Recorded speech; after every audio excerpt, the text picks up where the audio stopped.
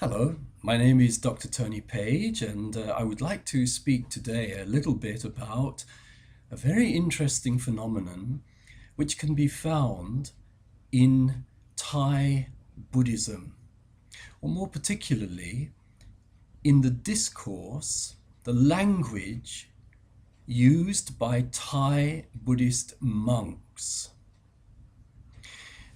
This interesting item of information is one which, as far as I am aware, has not been commented on by Buddhists before. And yet it is quite remarkable and deserves note. As you probably know, Thai Buddhism is part of the Theravada school. And the Theravada school has as one of its strictest and strongest creeds the idea that there is absolutely no self, Atman, of any nature in the human being or in any being. Theravada banishes and bans the notion of a real self. And according to Theravada Buddhism, a Buddhist monk is somebody who is engaged on a lifelong quest to understand that there is no self. But now, I can reveal to you something quite extraordinary. And it has to do with language.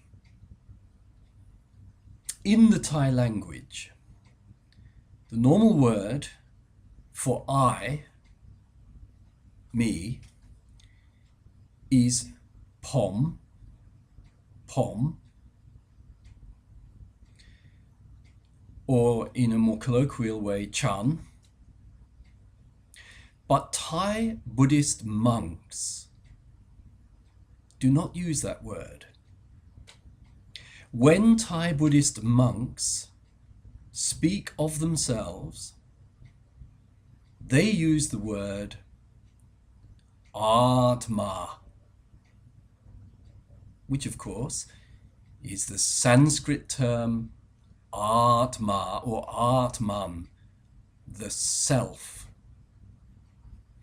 Now, does it not strike you as very odd that members of a form of Buddhism which is pledged to denying all reality of the self should, in its highest representatives, namely the monks, use that word Atman when speaking of themselves? In my view, this is one of the precious remnants of truth preserved in Thai Buddhism. The language itself communicates to us that the monk is in fact a spiritual seeker after the self, the Atman or Atma. The monk uses a different word for the word I from everybody else in Thailand.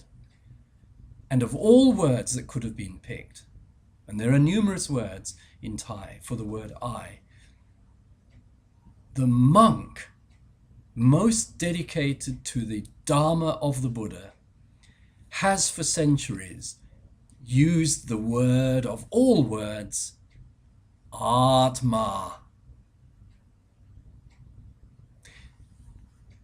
This is worth reflecting upon, in my view, and it ties in with other elements of Thai Buddhism,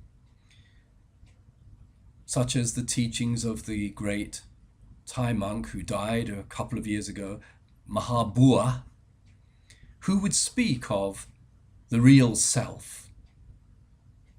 And so we learn today that the very stronghold of no-self doctrine, Thai Buddhism, has, as it were, smuggled into its discourse, into its living language, and preserved there for those of us who have ears to hear and eyes to see, has preserved the word Atman when speaking of the monk, because the monk has as his foremost duty the task of being what we all are deep within, being the self, the Atma.